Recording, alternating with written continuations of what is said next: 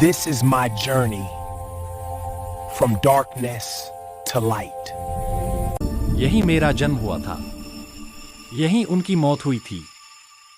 मैं अपनी आंखें बंद करके भी इसे देख सकता हूं। बाहर ठंड है, पेड़ों पर पत्ते नहीं हैं, कंक्रीट फटा हुआ और टूटा हुआ है।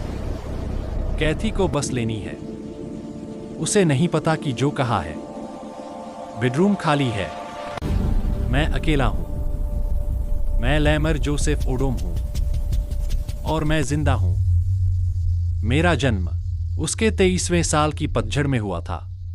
वह हमेशा एक बच्चा चाहती थी, एक लड़का जो बड़ा होकर हैंडसम और लंबा हो।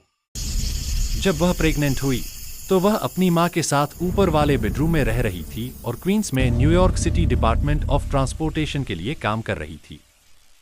जोसेफ ओडोम वियतनाम युद्ध के एक करिश्माई वेटरन थे जो क्वींस में वुडसाइड हाउस प्रोजेक्ट्स में जेनिटर का काम करते थे। मेरी मां वहां एक दोस्त से मिलने गई थी जब जो ने पहली बार उन्हें देखा और अपने अच्छे लुक्स और सहज चार्म से उनका दिल जीत लिया। उन्हें उसकी मुस्कान पसंद आई। उसे उसकी गोल सुंदर आंखें पसंद थीं। वह 23 साल का था। वह 21 साल की थी और बस दुनिया में अपना रास्ता ढूंढ रही थी। उनकी पहली मुलाकात के कुछ समय बाद कैथी मर्सर लंबी, फुर्तीली और खूबसूरत वुडसाइड के पास से गुजर रही थी जब जो ने उसे फिर से देखा। वह घास काट रहा था और उसके बूट हरे रंग के थे। उसने घास काटने की मशीन बंद की और उससे फुटपाथ पर मिला। उसने कहा, क्या हाल है स्लिम? वह उसे यही बुलाता था, बातचीत शुरू करने और उसे दूसरे लड़कों से अलग दिखाने के लिए एक प्यारा सा निकनेम। कैथी ने जवाब दिया, कुछ नहीं, बस घर जाने की कोशिश कर रही हूं। लेकिन मेरे पास टोकन नहीं है। उसे 7 ट्रेन पकड़नी थी, जो कि जेब में सिर्फ एक सबवे टोकन था। कृपया करके लाइक, शेयर एंड कमेंट कीजिए, इसमें हमको प्रेरणा मिलता है कहानी बनाने के लिए। अब लोगों का 1 सेकंड का काम है। धन्यवाद। उसे घर जाने के लिए इसकी जरूरत थी। मेरा ले लो, उसने कहा। उसने अपनी जेब में हाथ डाला और टोकन उसकी हथेली में रख दिया। कैथी मुस्कुराई और उसे अपना नंबर दिया। तुम मुझे कॉल करोगे, है ना? उसने पूछा। मुझे नंबर याद है। मेरे पापा 72 ब्लॉक पैदल चलकर घर आए। उन्होंने पूरे रास्ते उसका फोन नंबर दोहराया। वह टोकन, जो इतना छोटा था फिर भी एकदम न्यूयॉर्क जैसा था, मेरी कहानी की शुरुआत है, जो विलियम्सबर्ग, ब्रुकलिन में बड़ा हुआ। हिपस्टर्स के आने से बहुत पहले हम ब्लॉक पर थे। मेरे पापा ने मुझे सालों बाद बताया, हमें अपने लिए खुद करना पड़ता था। यह अब जैसा अच्छा नहीं था। हमारे पास ड्रग्स और लालच था। हम जवान और मासूम थे। हमारी जान दांव पर लगी थी। मेरे पापा ने पहली बार 14 साल की उम्र में मारिजुआना चखा था। वहां से वह सीधे हार्ड ड्रग्स में डूब गए। वह ब्लॉक पर धंधा करते थे। वह दलालों, गैंगस्टरों और बैंगर्स को डील करते थे। वह पड़ोस के डीलर से एक फिक्स ले लेता था और वादा करता था कि अगर वह सड़क पर बेच पाया तो और भी देगा। वह अक्सर खुद को किसी खाली बिल्डिंग में नशा करते हुए पाता था। जब उसने दूसरे साल में हाई स्कूल छोड़ दिया तो उसके माता पिता बहुत गुस्सा हुए। जब जो ने आखिरकार अपने पिता को बताया तो उन्होंने जो को फैमिली कार 1968 की कैडिलैक एल्डोरेडो में बिठा लिया। वे 2 घंटे तक गाड़ी चलाते रहे, नतीजों और सपनों के बारे में बात करते रहे और जो की जिंदगी कहा जा रही है। ड्राइववे में वापस आकर मेरे दादाजी ने कार पार्क कर दी। वे 10 मिनट तक चुपचाप बैठे रहे। उन्होंने जो को देखा और अपने 5 बच्चों में सबसे छोटे बच्चे में खुद को देखा। यह लड़का, जो होशियार, लंबा और मजबूत था, रोने लगा। जो ने कहा, मैं एक ड्रग एडिक्ट हूं। उसके पिता ने कहा, मुझे पता है बेटा। अगले दिन मेरे पिताजी आर्मी में भर्ती हो गए। उनके अपार्टमेंट के पास एक रिक्रूटमेंट ऑफिस था। 2 हफ्ते बाद उन्हें न्यू जर्सी के फोर्ट डिक्स में मिलिट्री ट्रेनिंग शुरू करने के लिए भेजा गया। कुछ ही समय बाद उन्हें साइगोन में तैनात किया गया। वह E4 स्पेशलिस्ट के रैंक तक पहुंचे और M16S के साथ ट्रेनिंग ली। विदेशी धरती पर हुए अनुभवों ने उन्हें बहुत परेशान किया। वह एक टूटे हुए इंसान के रूप में ब्रुकलिन लौटे। वियतनाम में उन्हें हेरोइन से जान मिली। कई सैनिक इंसान की जान लेने के तनाव से निपटने के लिए इसका इस्तेमाल करते थे। इसी तरह वे इससे निपटते थे। उन्हें ऐसे लोगों को मारने के लिए बनाया गया था जिन्हें वे नहीं जानते थे। उन्होंने ट्रिगर दबाए और लाशें गिरते हुए वहीं खड़े रहे। इसने मेरे पिता को साइकोलॉजिकली तोड़ दिया। उनके अंदर जो भी हमदर्दी थी वह खत्म हो गई। जो अपने माता पिता के अपार्टमेंट में वापस चला गया। वह 22 साल का था और पैरानॉइड, डिप्रेस्ड, एंजाइटी और बिना किसी दिशा के था। जब भी वह अपार्टमेंट से बाहर निकलता तो वह पीछे मुड़कर देखता, और वह सिर्फ एक फिक्स की तलाश में ही बाहर निकलता था। साल के अंदर जो ने एक वेटरन्स अफेयर्स एडमिनिस्ट्रेटर से कांटेक्ट किया जिसके पास एक हाथ था और उसे अपनी एक लत थी।